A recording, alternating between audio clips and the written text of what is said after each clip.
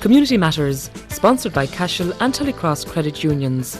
Both Cashel and Tullycross Credit Unions are here to serve the people of the North West Connemara area. Your credit union can help you achieve financial independence through regular savings and fair and affordable access to loans, with free life savings cover and loan protection insurance. For information, contact Tullycross Credit Union at 095 439 73 and Cashel Credit Union at 095 31128. Good evening to you all. This is Marian Herriott with Community Matters. Now, we did a programme 2 weeks ago about the ambulance service and the problems perceived about the ambulance service in Connemara. We promised you then there would be a follow-up, and this programme is the follow-up.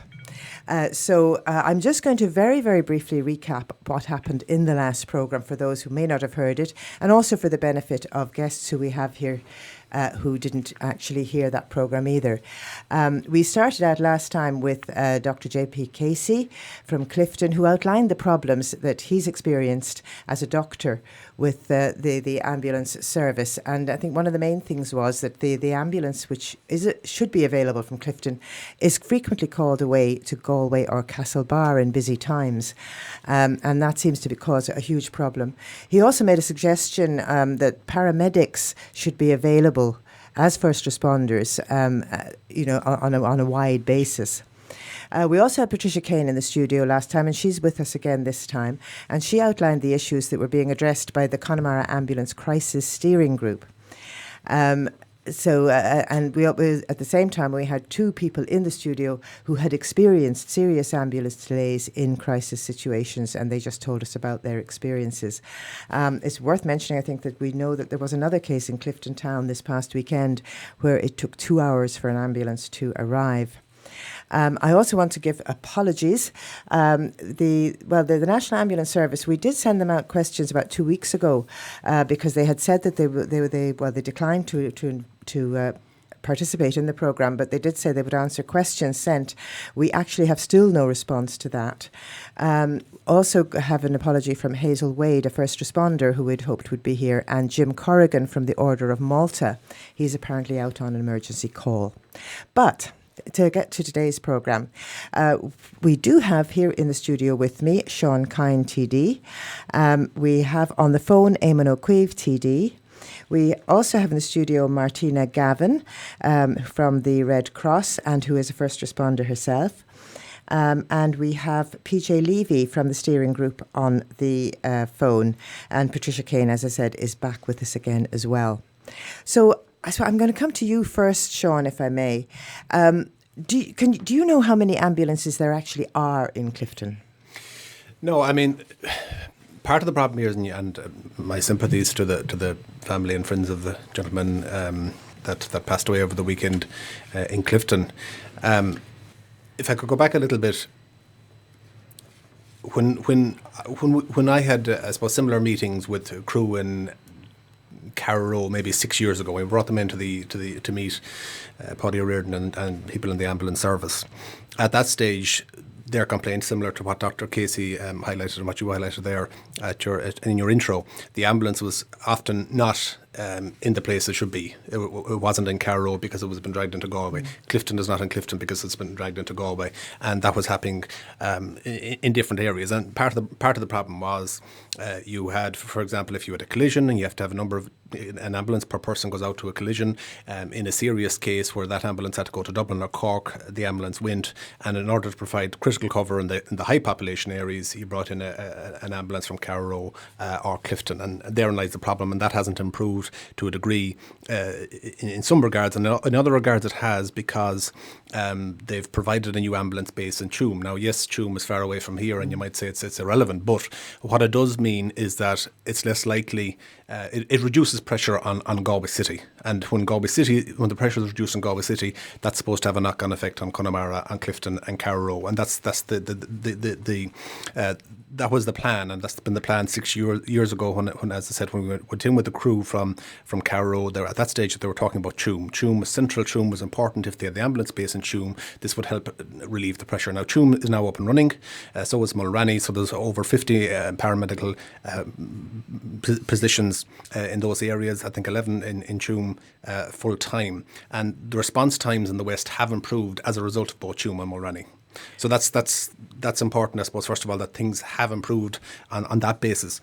But it doesn't, going back to the situation in Clifton, as I think Dr. Casey has pointed out, unfortunately at times the ambulance from Clifton is pulled in where the service in Galway is under pressure. So clearly, whilst I welcome the improvement in the West, there still needs to be more to be done. The response times are still poorest in the West. It's obviously a more scattered rural population, and that's why we're here, because this is obviously a rural population, and that's why. And I commend the group and the ambulance crisis group and Patricia and Martina that are here for the work that they're doing and the work they've done in relation to the first responders, which was an important first step in improving services, but we need to go further. What would you think of the suggestion that Dr. Casey made on the programme last week, that fully equipped paramedics should be available to go in a case where the ambulance can't go immediately, that they could go with a car, but they would have the equipment and so on, and obviously the experience and the knowledge, and that they could keep that person stable until an ambulance would arrive, and would not be very costly. Mm-hmm. Anything that can be done to improve the service, to reduce the wait times, is certainly welcome, and everything needs to be looked at. Now, speaking again to the ambulance service, they're awaiting a report by a company called Lightfoot, which is about 12 months overdue, in relation to the service. And there's a number of other ones as well in relation to Dublin Fire and Ambulance Service, and there was a third one with HICWA. I think HICWA was published. This report is 12 months overdue. They're waiting. I have seen some bits of that report. Yeah. There's been bits let out. Yes, but the full report, as far as I know, is 12 months overdue. This is commissioned by the minister, and what they hope, once that is published, that will, I suppose, give a statistical basis and a numerical basis to the problems in certain areas and what can be done to alleviate them. Now, they would say it's not comparable to compare us to the south of England. Scotland is more reflective of the Connemara region, and what works in Scotland. That's the sort of service we need to put in there. In terms of response. The other thing that Patricia Reardon mentioned, and there's a difference in what they call an ambulance base and a deployment base. An ambulance base is a fully equipped, where you have all the drugs, where the ambulance goes into, and it's there. It's available for deployment. A deployment base is something, for example, to give the case of is Lochrain in Roscommon, whereby the guys or ladies go in with their ambulance into Roscommon. First of all, they load up with whatever they need for that day in terms of drugs, and they go to the deployment base in Lochrain. I think it's beside a Garda station. They have the use of facilities in that in the Garda station, whether it be obviously toilets, canteen, living room, awaiting a call. And as the call comes there, then that deployment base, they're able to go. It's different from an ambulance base. They don't have the full use of drugs, etc., that are there, but they're able to interact then with Roscommon. And in that case, where Roscommon, for example, then if the ambulance or two goes from Roscommon, they're called back in again, so they're available at where the main population is, but they're able to use that service. And again, I don't think the ambulance service have ruled out options like that in the area of Mam Leenane or even Uachtarard. There mightn't be, obviously they want it closer to Leenane or Mam, but these things haven't been ruled out. What they're stating is they're awaiting this report, which is, as I said, overdue, and certainly I'd support any calls or any additional investment that is required to ensure that we have that base. Okay. Well, thank you, Sean. Eamon, you're listening in on the phone there. Would you like to just make your comments on what you've heard so far and what you know yourself about the situation? Well, as the committee know, I organised a meeting for them with PH, the people who lay down the standards. They're based up in County Kildare, and also with the head people involved in the ambulance service nationally and regionally. And we learned quite a bit from those meetings. Now, I think one of the big problems in Clifton when we look at it is that if the ambulance is away, In other words, if it's out in a call, gone to Galway, then there's no cover. Now, my understanding is there are 2 physical ambulances in Clifton town. But other than an ambulance being gone to Galway, when the next crew comes on duty, there is only 1 crew employed at any one time. In other words, if the ambulance has gone to Galway and there's a changeover at, say, 6 in the evening, when the new crew comes on, it comes on, and the other crew is then put on overtime, which is fair enough. But what that means is, during the rest of the time, if an ambulance is called away, there is no backup.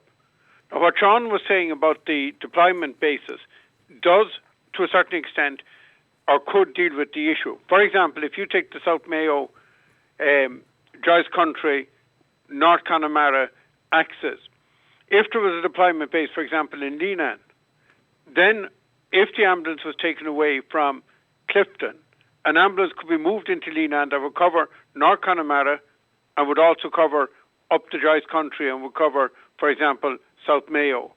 Or you could move an ambulance in, we say, to Mam Cross or an area like that, where it would be available to cover parts of South Connemara and other parts of West Connemara. So what we need to do is to look at the best arrangement and to see can things be done better. Now, another very, very obvious thing that could be done at the moment, when we inquired as to whether the Red Cross or the Order of Malta ambulances could do emergencies, it was absolutely ruled out. Now, we can argue forever on that. It was all to do with training and standards and so on. But there was no way they were budging on it. But one thing those ambulances could do are routine calls that don't need an emergency ambulance. For example, a patient has been transferred on a routine basis for some routine treatment from, we say, the hospital in Clifton or from St. Anne's Nursing Home, and rather than applying the emergency ambulance and having it taken out of base, that would be done by one of the voluntary ambulances being paid a fee by the HSE for doing that work, because they would be perfectly equipped to do that type of work, which is non-emergency, and where all you need is a very, very good vehicle and people with basic training. You do not need the type of training that would be outlined or required in a fully emergency-equipped ambulance. So there are things that can be done. I suppose the frustration at the moment is so little is happening and so many events are happening on the ground in the meantime, and that while we're waiting for all these reports, there seems to be paralysis, and even the simple things that could be put right aren't being put right. I had, for example, a situation, and it wasn't anywhere near the area we're talking about, where there was a young person that used to need an ambulance to go for routine treatment to Dublin. The problem was, until we made an alternative arrangement, is that an emergency ambulance is be called off to provide that routine transfer to Dublin. Which, of course, meant it wasn't available if an emergency arose. That meant that the emergency services were down an ambulance that day.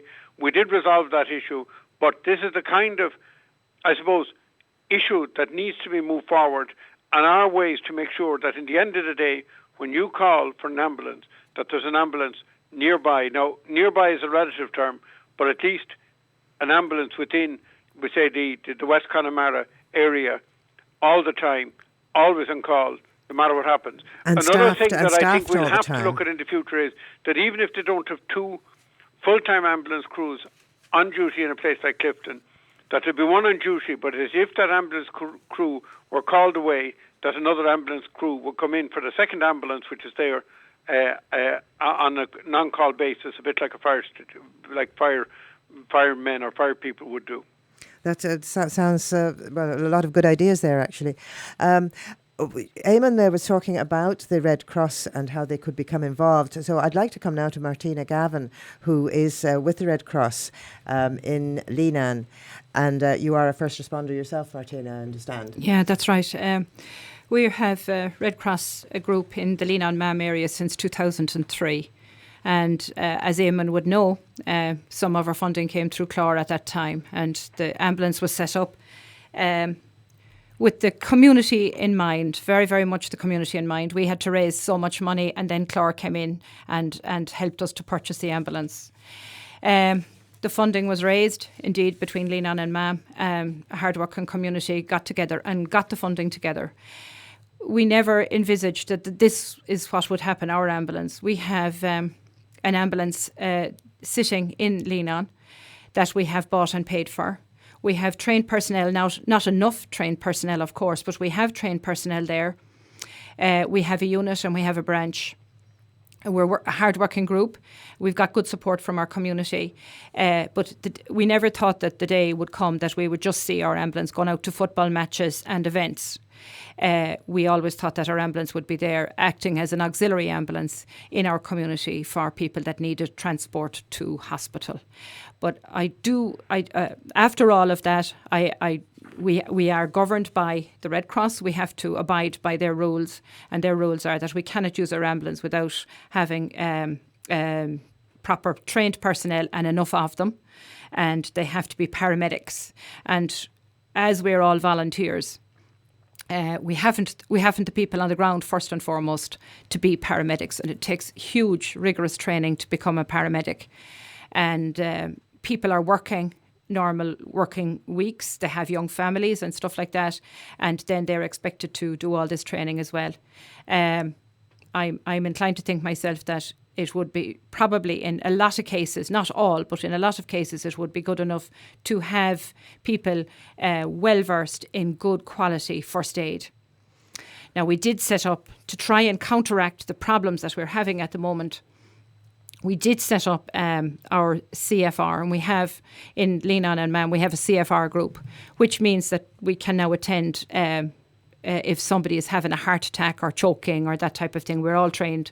Again, rigorous training has gone on to be able to attend in an emergency.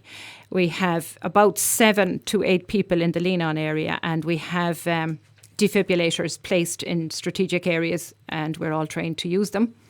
But can I just ask you there, Martina, how would you know if there was an emergency in the area? Does the National Ambulance Service inform you? Yes, we're now connected to the National Ambulance Service, and if there is an emergency, we are contacted, provided it's in what we're trained in, as in a heart attack or choking or that type of thing.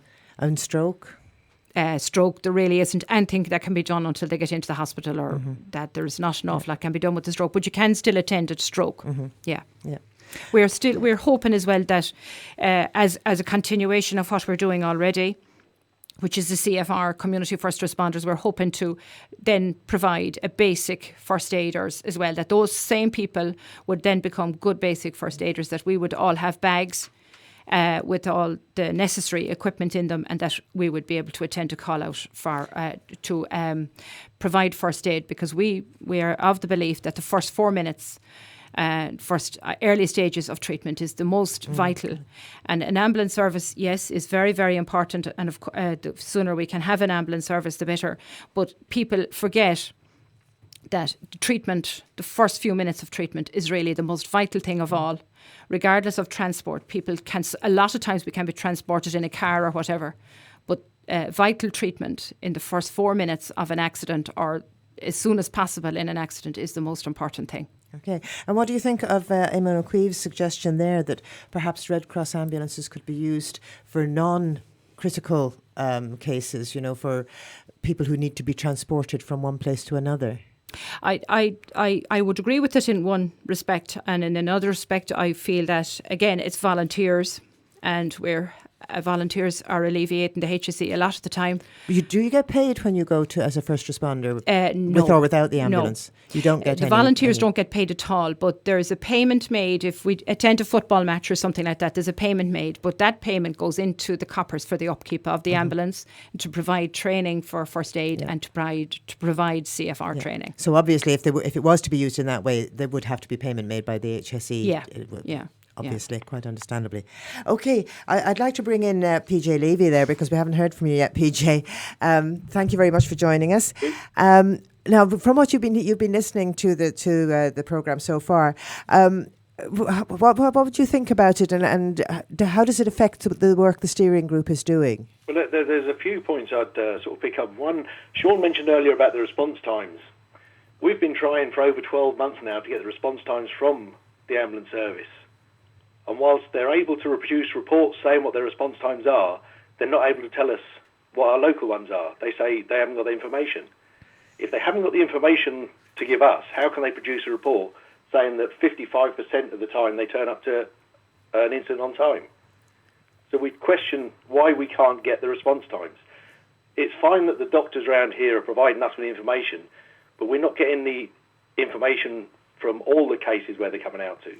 So it would appear that perhaps the National Ambulance Service is looking at the whole country as a whole rather than looking at individual areas. They do. We asked last year for response times for the Leavy and Mam area for any call-outs. And on a couple of occasions they've written back to us saying that they're not available. Yet they brought a report out in at the end of 2014 giving up to November 2014 all the response times month by month. And our question is, and I've asked the head of the ambulance service this, how can you come out with that figure if you cannot give us the response times to our local area? Right. Well, I'm actually going to go very quickly now to Sean Kyne because he actually has a document with him from the HSE giving the times, response times for the Northwest Connemara area. But I think it'll give you. I've got a document here from 2014. It gives you the times for the West, but that is the West as a whole. To get that figure, you must have the figures, individual figures. Yeah, And if that's the case, why won't they give them to us? I agree with PJ. The document that I would have gotten from the National Ambulance Service was last December 2014, which I would have circulated to Patricia and others. And I asked specifically for, as per the meeting that we had, it was a request that came from the meeting, times for Rinvile, Letcherfrack, Leanan, Mam and Connemara, the length of time it takes for the ambulance to leave its base, its journey time, the time to transport a patient to the hospital and to make a statement.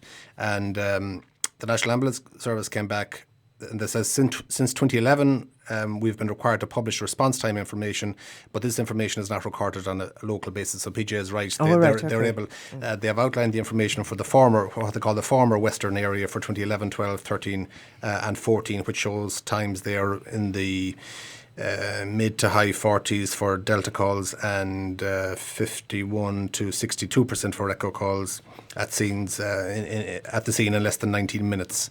So the best year there was 2012 for nearly 63% of calls there, but that seemed to drop back again to 55%. So PJ is right, they've provided the overall information for the West, but not the specific areas that we're talking about here. I understand.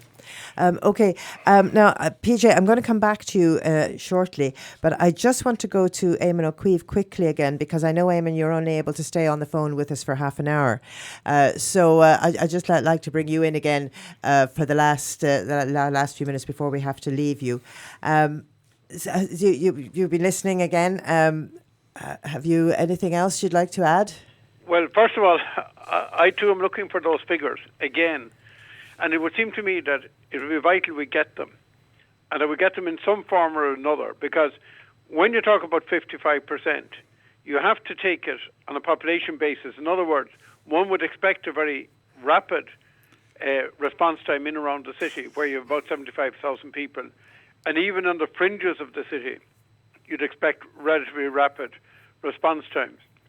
But when you take the population weighting of the city against, we say, the number of people in West Connemara, you'll find that it skews the figures hugely in favour of good response times. Yeah, but I think that's obvious, really, yes. Yeah, I think it's self-evident. But what we need to know is just how bad they are in the real rural areas, in the West Galways, in the West Clares, in the West Donegals and so on, because this is not just a Connemara problem, and it's a National Ambulance Service. And therefore, it's very, very distorting to look at figures that take in a big region where you have some major urban areas, where you have ambulance based in the major urban areas, because they're going to distort the figures.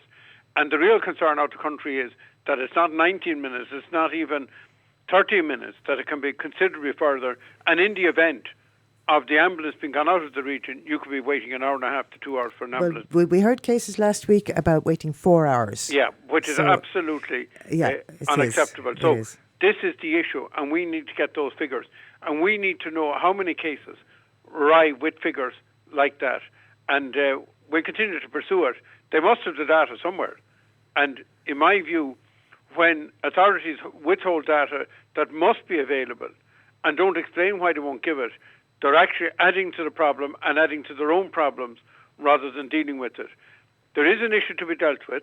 We need to deal with it rationally and in a positive way. A lot of good ideas have been put forward. What we need now is action on those ideas. We're not going to solve this overnight, but I think if everybody saw clear incremental steps being put in place to deal with the issue, I think people would say, well, at least we're now beginning to move in the right direction. And a lot of these have been mentioned, redeployment or deployment of ambulances when one moves out of the area, use of non-emergency ambulance for non-emergency work and so on. There are a lot of answers. When I funded the Red Cross ambulances originally under the Clore scheme, that was an effort to come up with a community-based response to a huge issue at the time. We funded those ambulances, but then the standards changed, and what Martina, Gavin outlined there became a problem for us. But as I said, we need to move forward, and the first thing moving forward is to get a recognition of the challenges, data on what is actually happening on the ground, and then a positive plan to move forward, and not forever to be waiting for the next report to come out to deal with the issue. Now, I have sought a meeting with the Minister on behalf of the group. I'm told the letter is going to be brought to his attention. I hope it has been by now, and I hope he will meet the group and discuss with them the challenges faced living in a rural area and the worry that people face, particularly where people are liable to illnesses of various types. The worry that's involved in living in a rural area if there aren't adequate ambulance services. Well, I've just, I believe Sean Kyne has just passed me a message there to say that the Minister will meet the steering group. So well, that's a bit of good news. Sean, and I'm very, very pleased about that. I thought he would have met. I thought he would have been able to meet when he was down in Galway during the summer, but that wasn't to be just by pushing it. So he said he would meet. But if he's going to meet, that's great. He'll meet us at the earliest opportunity. Now it'll probably be Dublin, and we'll send an invite to yourself, Eamon, and whoever the group team. Worthy of such an invite. And on that day, we might be able to take up the offer that was made to us to meet to look at the National Control Centre for the ambulances in Tala and have another meeting with the people in charge of the services. Because in the end of the day, it is by dialogue we move this forward. Okay, Eamon, thank you very much for joining us. We'll let you go now because I know you have to go. And we still have the same group in the studio as before. We no longer have Eamon O Cuiv with us. I'd like to go back actually to PJ Leavy on the phone because I did cut you off rather short because I needed to get Eamon in before he had to go. So you were telling us about the reasons for the steering group, and it was an interesting comment came up there that as regards the sort of service we should expect, that we're more like Scotland than we are, like England or like any other more urbanised area. I believe you've some experience of that. Well, it's not. I wouldn't say experience. I lived in England for most of my life, but I looked up the figures for Scotland actually, and whereas we've based our ambulance service on best international practice, which is basically the NHS in England or in the UK. But the problem comes when I'll give you some figures. If you look at Scotland got a population of 5.3 million. We've got a population of 4.6. But their staff, we've got 1,600 staff. They've got 4,500. We've got a budget of 157 million. They've got a budget of 258 million, which is nearly twice what ours is. We're trying to do what they do on half the budget and a third of the staff. And certainly, I mean, I think the conditions there would be very similar because there are a lot of rural areas and mountainous areas and so on that's similar to what we have here. But it would be. But just to come back to a point there with Eamon was saying, when we had a meeting with Barry O'Sullivan of FEC, which is the Pre-Hospital Emergency Care Council, and they are the sort of steering group who steer the HSE on and set down the rules and regulations. And he gave us a document on the manning of ambulances, and he was quite astounded that we weren't with the Red Cross ambulance. He's saying that providing it was manned okay, then yes, you could use it, but not for critical cases. Well, that's where I think there's a big grey area which could help us. Because what their things are, they're saying about sending out a fast response vehicle for the paramedic in, or an advanced paramedic. That would be in a car or a motorbike. If we've got an ambulance here, what would be wrong with him and the doctor going back in a Red Cross or an Alder or Malta ambulance? Okay. Well, obviously, I can't answer your question, but I see it's a suggestion you're putting forward. Well, when you look at the manning levels that they set down for an ambulance, you can have a medical practitioner on an ambulance, and he would make up part of the ambulance crew. So, that would be a GP, do you mean? Yes, yeah. Okay. So we could, in fact, if need be, and this is the thing that we're saying, we're not saying that there's Red Cross or Order ambulances there and we're going to use them all the time. All we're saying is if there isn't a National Ambulance Service one available, then why not use what we've got? Okay. The doctor sat there for 4 hours with a patient. He could have got in to an ambulance and someone could have driven him in there and he'd been quicker, he'd have been back out again. Right. Yes. Okay. It's a good point. Why don't we use the resources we've got? We can't. And again, we're not. I keep saying we're not here to sort of have a go at the National Ambulance Service. It goes above that. They can only do what they can within the budget and the conditions they're given. But that's why we want to talk to the minister and say, look, can't you sort of look at what FEC are saying, and they're saying you can man an ambulance with this level of people, and if it need be, ask the doctors, and if they would go with it, let them go with it, and use a fast response vehicle, and use the ambulances that we've got out there, the Red Cross, the Order of Malta, and as Eamon said, the one sitting in Clifton is doing nothing. Yeah, because there isn't enough staff to man it all the time. Yeah, it's just a matter of using the resources in a different manner. Well, I think we were probably all aware of that, but would you not say also, and especially from the figures you just gave about Scotland, that actually more resources are needed as well? Oh, a massive, yeah, of course they are, drastically. But some people say we are where we are. We've got these ambulances sitting out there that, as they were saying before, people have fundraised for them. The National Ambulance Service are saying, well, no, you can't use them because they're not manned properly. But if you used the general practitioners who are sitting there with a patient, said someone waiting for 4 hours with a patient, he would have been quicker getting in that ambulance, going to Galway, dropping the patient off and coming home in it. Well, yeah, that's true, but I think there is also a case to be said that would mean that the GP wasn't there if another case happened. Oh, yeah, he can't be that far away, perhaps, from his practice. And like as Eamon said earlier, if you have dialogue, we can. Now, I'm not saying that we're going to tie the GPs down to go on ambulances. I'm not saying that at all. But in certain cases like that, he was there with that patient for 4 hours. Yes, so he might as well be on the way into Galway and back. Yes, exactly. And if there's ambulances sitting around and they've been fundraised for, an ambulance is. Albeit it's a taxi with a bed. Mm-hmm. It's the people and their equipment. And what the ambulance service said to us were that they would look at these fast response vehicles where they could get a paramedic out to stabilise somebody till the ambulance arrives. That's fantastic. So now you're laying on the side of the road in the cold with someone who knows what he's doing, waiting for 4 hours for an ambulance. Right, okay. When across the road, there's a Red Cross ambulance sitting there, nothing. Well, you've certainly made that point very, very well. Thank you, PJ. We'll just go back to Martina on it now, because we were talking about the Red Cross ambulances there again.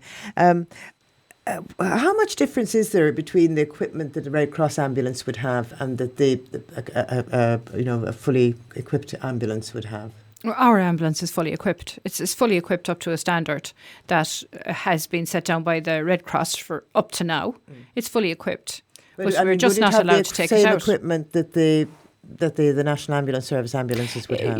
Yeah, we wouldn't be able to maybe we have everything that's on it, to stop bleeding and all of that sort of thing, up to a regular first aid equipment and what the Red Cross have set out. We are equipped. All that equipment is on there, and it's community money that has put all that equipment there. Okay, and then the other difference, of course, which is important, I think, for us all to be aware of, is the difference between a first responder and a paramedic. That's right. It's not the same thing. It's not the same thing. Oh, not at all. I mean, a paramedic really, they're very, very, very well trained. They are. Yeah. There's a different set of criteria for that, and we are expected now to be paramedics, and it's virtually impossible for community people to do that unless they are able to give full time to it. Okay, I'll just go back to you, Sean, if I may. I thought those figures that PJ Leavy gave about the service in Scotland were very, very interesting, because it is a similar sized population and it is similarly very rural in certain parts of it. Would that indicate to you that really the HSE just needs to put more money into it?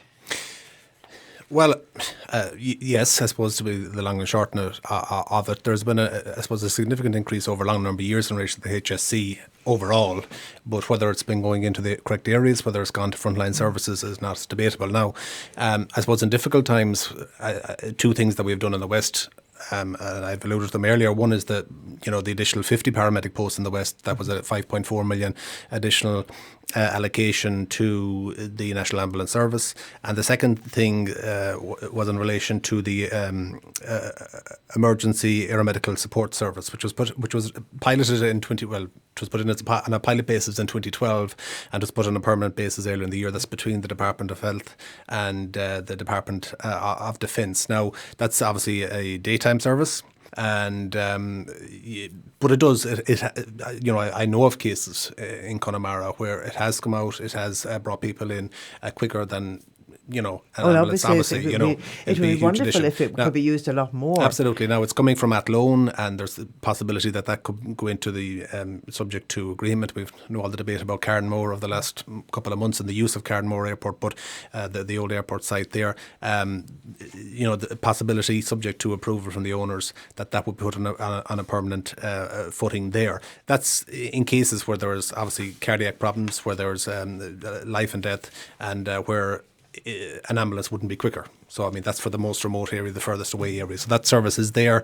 Obviously, you'd rather if it was 24/7. There's obviously reasons for that in terms of being able to land. But that is an additional service that has been put in over the last time. But you're correct. There obviously needs to be, based on the figures the PG has there in relation to staffing. We're still a long way back in terms of staffing.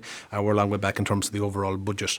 Now, I suppose you could look into it further. And again, some of this would, I suppose, is there other areas in the health service in Scotland that are less funded than here? Is there less hospitals per se? Is there we need to know what exactly they're diverted to that area.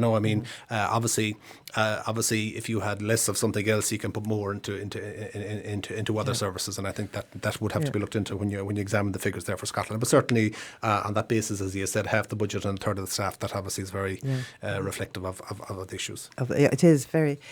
And I just wanted to mention here, because I did mention it in last week's programme, the last programme we did on this, that this is a letter actually from Dr. Alex Mikel, who is the doctor at the Renville Health Centre, to the National Ambulance Service. And he did say, just the last little bit of his letter is, when the ambulance arrived, my staff was queried why not an air ambulance was called.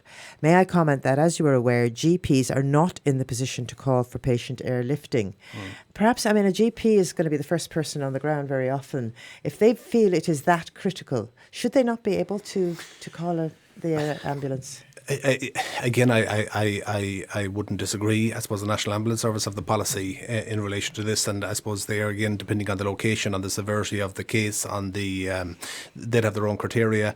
But yes, I think that should be it. Again, PJ made the point there in relation to the meeting. I think was with Barry O'Sullivan. I think from the pre Emergency Care Council.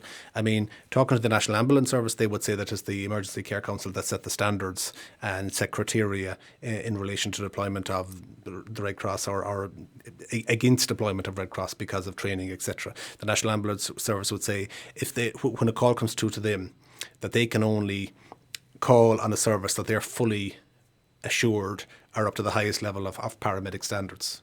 That's their view, and that's their view. They say coming from the Pre-Emergency Care Council. So if there's a little bit of divergence there between what the Pre-Emergency Council and the National Ambulance Service are saying, I don't know, but it's something that should be explored as well. Which is, I think, the great thing about having these kind of discussions, that we're bringing up things, I think, that do need to be looked at in more depth and do need to be explored. I'll just come back to you, Patricia, if I may, because I haven't talked to you yet today. You were with us on the last programme. You've heard a lot, I think, today. We've touched on a lot of different aspects than we did last week.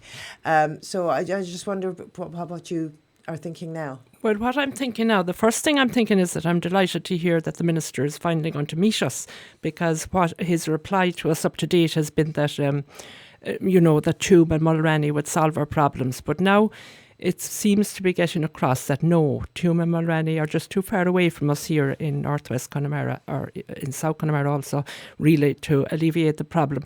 It might alleviate it nearer to the city and to their own areas of Tuam and Mulranny, but, definitely no good to us at all. Well, I must admit that was my own initial reaction. I was interested when Sean said that the fact that there is one in Tuam means that perhaps the Clifton one will not be called into Galway as often. It could work, but in a sense, what's contradicting it is, Sean has explained that it's been happening for some time now. They are up and running.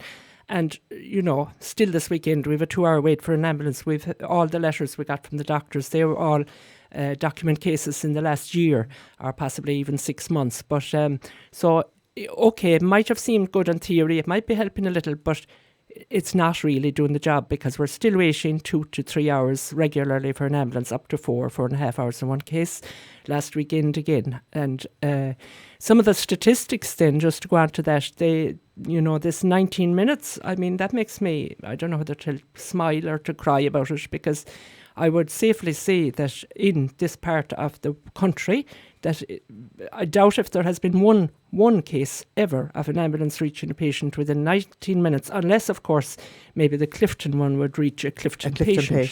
But certainly, even if they had to come out to where I live in Kylemore, it is going to take them longer than 19 minutes to reach me, no matter how they do it. And our argument on the steering group is nothing to do with the time it takes on the roads. We accept that, and the time it takes to go into the hospital. Our whole concern is time from call out to arrival of patient off the actual ambulance. So in relation to the statistics again, really we have to have a breakdown, as Eamon O Cuiv was saying there. And I'm sure Sean here also will agree that this must be pushed, because until we get the actual facts, we don't know what we're dealing with. I mean, we can cite cases. We have document evidence from the doctors saying that we are telling the truth. There are these delays, but you can't move forward until you see what you're dealing with. And I would ask Sean here to please, try and get us the broken down statistics for northwest Connemara, and I suppose south of Connemara, but they can speak for themselves, I'm sure, quite capably, but I'm sure they would be anxious to get them also. So just that. To go back to the meeting with the minister, I'm just really anxious to know when that might be. Will it be within the next 2 months, say, or how long might it drag on? Because I know these things do take time to arrange. Yeah, well, as soon as possible. I was speaking to him. This morning again, actually. So, I mean, obviously, as I said, he knows that I've been pushing this for some time, and he received correspondence from Eamon on your behalf as well. So, look, as soon as we can, we'll arrange that and I'll let you know. So, could we say within a 2-month period, do you think, or 3 months tops? Well, I'd hope because so. I'm seeing Christmas in there, and I know that disturbs things. I'd hope sooner than that. Well, that would be great, because actually sooner is brilliant, but it's just we've been over a year now asking for the meeting, so that's why I'm a bit concerned about that. But I am delighted, I have to say, to see that it's going ahead. Now, just to go into the idea you mentioned there of a deployment, I think that might be a wonderful idea. And you mentioned about the Garda station in, is it Roscommon? Lochrain, I think. Lochrain or Lochrain. In Roscommon. Oh, sorry. County Roscommon, Lochrain, I think it is. So there's a vacant Garda station in Leenan, and it would be ideal, because Leenan is an ideal, focal area there between a lot of areas. I think if you go towards Mamcross and set up something, you're an awful long way from Rinvile people, because we're sitting here in Letterfrack, far into Rinvile is quite a distance from here also, So to me, that's just my opinion. Deployment base would be very good, and it could be located perhaps there. That would be my thoughts on it, just off the top of my head. On a separate thing, I suppose, it's not separate at all. It's all the same thing. But Martina has spoken there and clarified a lot of the Red Cross issues. And I would just like to say, from the steering group point of view, I would like to put it out there that we were so grateful in the area to all the work that the volunteers do, and we just wanted to go across on air that any criticisms we have of the ambulance service is absolutely nothing to do with the Red Cross, nothing to do with volunteers, nothing to do with the staff in Clifton on the ambulance, or even in any staff, because we know they're all working under constraints, and that they're all doing their best. our problem is basically with the powers that be. Our problem is to get the minister to come and meet us, and I'm glad now he will, and that we can put all the, the things that we are conscious of living in the area that he cannot be conscious of because he isn't here with us. And also, I think we'll have to be hoping that he will be talking to the Minister for Finance to give more money to put those improvements in place, and as soon as possible. Because really, looking at the doctor's letters, these are terrible, serious cases. We've spoken of a stroke victim who has actually ended up in remedial care because of our problems with the ambulance. We had last week in the studio a woman who was lying in a pool of blood hemorrhaging while her husband looked on. Another woman who is elderly and who thinks now she'll have to move with her husband from her home. She has to think about that. Terribly serious cases. And again, over the weekend, we've said it all along, it's going to get worse. So that's just to say that how urgent the whole thing is. Okay, well, I think that puts a lot of it in perspective. It is. For all of us who live in this area, it is a constant worry. You just don't know when it might happen to be your turn next. So really, at this stage, and including you, PJ, I'd like to kind of just throw the thing open to a fairly open discussion. So if any of the four of you left here have anything to say, if you'd just like to come in now. Well, just on Patricia's last point, and it's interesting you talk about elderly lady possibly moving from the area. And just to give an example, and it's something even closer to home to me, a couple that I knew 10 years ago, they're both passed away now, Lord have mercy on them, but they had a nice house out the country, not far from home, and they moved into the village of Mycullen, and I was asking them, why did you move? You had a lovely home, whatever, lovely views and all that. And they said, well, it's easier to direct an ambulance come into Mycullen village and turn left the first housing estate on our number, whatever it was, than saying go past Mycullen, go this road, that road, and go up here. So it is an interesting point that once you get older and frailer and more illnesses, that you concentrates the mind about the services such as the ambulance service, and it's just Patricia's point brought it home to me that it is a vital. I don't think we've a lot of the criticism for the last few years is things governments have taken away. That we've done this and we've done that. I don't think we've taken anything away. The service has been poor. It's as bad as it ever was. As it was, and we're trying to improve. So I mean, that it's important to state that it's about putting additional services in. And look, we're in the economic space, if you like, that we can start doing that things are improving and that budgets are growing again, and we can start trying to put focus on those issues. But again, it's I suppose about prioritising within the National Health Service. I mean, the National Ambulance Service, and to be fair to them, will take any additional funding that comes for paramedic posts, for ambulances, for additional bases there, and that has to come via the HSE, via the Department of Health. So it's again, I welcome the additional service in the West, in the larger West that has taken place, but obviously more is needed. Okay, PJ, on the phone there, have you anything you'd like to add to what you said already? Well, it was just I was going to mention there about the first responder scheme, which again, all of this is being driven by the Red Cross. And it's all voluntary. And that's all voluntary, and it's fantastic. The local people, and especially so many in this area, have joined up to it. And there is a great community spirit there. And I was at a training night there last Monday, and it's fantastic. It's getting people involved. And that, of course, helps, like the thing Sean just said there about the couple moving in. That, of course, helps that situation, because if someone is in need, you've got local people around you, and local people can then go out and direct the ambulance into you and things like that. And whilst some people sitting there going, oh, you're always having to go at the ambulance service, we're not. All we're saying is we want a service. But we want a better one. As local people, we're willing to help. And as you can see by the number of people who signed up to the first responder scheme, there are loads of people out there willing to help. But we just want something given back to us. Okay. They can't expect. And the one thing that I'm worried about is that as first responders, they're just going to use us as a box ticking thing, saying, yes, we responded within 8 minutes or 19 minutes. And yeah, that's a good point, actually. The people are still sitting there waiting a long time. But as I said, it isn't. We're grateful for the Red Cross providing all of the training. We're grateful for the ambulance service and everything else. It's just we want to improve the ambulance service that we're getting at the moment. Okay.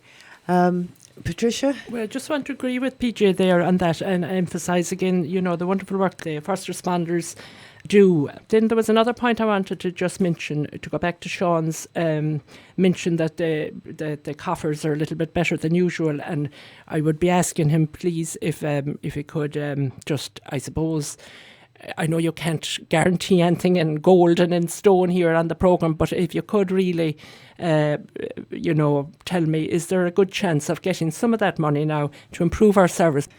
Well, no, I certainly, unfortunately, cannot give a firm commitment or an undertaking or a promise, but I'll certainly be campaigning and continue the campaign for that, together with my councillor colleagues, Eileen Mannion and Niamh Byrne, who have attended some of the meetings as well as they could. Obviously, we'll be meeting with the Minister, and I think if you look at the case with Tuamal Mulroney, the National Ambulance Service would have put a case together and would have requested funding from the Minister. I think that normally is the way things work. Obviously, there's tic-tacking between the two. The Minister would be looking for the long-term plans of the National Ambulance Service in terms of their priorities across the country and indeed here in the West. So, I mean, if we can get it into the minds and hearts of the National Ambulance Service that we need, whether it be an ambulance base or a deployment base, in the general vicinity, Leena and Mam, that general vicinity, then we can look for the additional funding. Yeah, I mean, it's the National Ambulance Service are the ones that put the case to the Minister. The Minister isn't just going to say to me, we'll be able to give a few pound for that. They have to be able to give a commitment to a plan put forward by the National Ambulance Service. So I think obviously meeting with the Minister and highlighting the situation from a local perspective, and from him going back to the National Ambulance Service to ask, what is the long-term plan for this area? What do you envisage in terms of a service? And as I said, the National Ambulance Service awaiting this report that should be due imminently in relation to the response times and the geographical basis for and problems that arise thereafter. So certainly we'll continue the campaign for that funding. And you've no idea when the report will be available, but you think it shouldn't be too long now? Well, it's 12 months overdue, so hopefully it should be soon. Yeah. As I said, there's a number of reports that were commissioned by the Minister, one in relation to the Dublin service between the Fire Brigade and the Ambulance Service, another one by HICWA, and this one then commissioned by the Minister. Okay. Well, I think we've probably just about run out of time now. I'd like to thank everybody who was on the programme. I'll start with the people here in the studio. There was Sean Kyne, TD, Patricia Keane, Martina, Gavin, and we, of course, had PJ Leavy on the phone and Eamon O Cuiv, TD, on the phone. It's a very, very interesting topic. If any of you do still have questions or any points you'd like to make, give the radio a ring. It's on 095 41616. And while we probably won't do another full programme to cover this topic, having done two already, we would certainly try to get somebody on, perhaps on the phone, to answer any specific questions that would come up. Now, for reasons of people's availability and getting everybody together, we actually had to pre-record that programme that you've just heard. It was pre-recorded last week. And since then, we have received a reply from the ambulance service. So it's only fair to tell you that, and I will read it out to you. It says the Pre-Hospital Emergency Care Council, which is the PHECC, is an independent statutory agency with responsibility for standards, education and training in the field of pre-hospital emergency care. PHECC also maintain a statutory register of EMS practitioners. We are a public service regulatory body and are precluded from commenting on government policy on any issue. In any event, as the regulator of the paramedic profession, we do not have a role in deciding the disposition or deployment of the HSE of any of the National Ambulance Service's resources. So we are hoping that we may get an interview at some point with the Public Relations Office of the HSE in relation to National Ambulance Service deployment. But that is as far as we're able to go at the moment. Well, unfortunately, that brings us to the end of the programme. I'm afraid we've just run out of time. But I would like to thank the guests who were here with me this evening. We had, first of all, Sean Kyne, TD, Martina, Gavin, Patricia Keane, and then, of course, on the phone we had PJ Leavy and Eamon O Cuiv, TD. I'd just like to thank, as well as my guests, the researcher for the programme, Bridie Cashin, and the technician who's been here today, Richard Dunkley. Don't go away, because Bernard Lee's coming up with the Cashel Report next, and that's going to be followed by Declan Weir with CIC. And finally, Colin Wolfe's show will close up the evening's broadcasting. From me, Marian Herriott, that's it for this week. Thank you very much for listening, and I hope you'll join us again next week. You're listening to Community Matters, sponsored by Cashel and Tullycross Credit Unions. Where people believe in the future, they actually create the future. The Golden Mile is the equivalent to the tidy towns, and it's for rural communities. It's getting a lot of attention at the moment, and I think it's important that it does. Community Matters. Matters to you, matters to all of us. Tune in on Tuesdays from 7 to 8. Good evening, listeners, and you're all very welcome to another edition of Community Matters here on Connemara Community Radio. There isn't that much light at the end of the tunnel yet. Do something about it instead of turning up at these meetings and making promises and then breaking them. Community Matters. Thank you very much for joining us.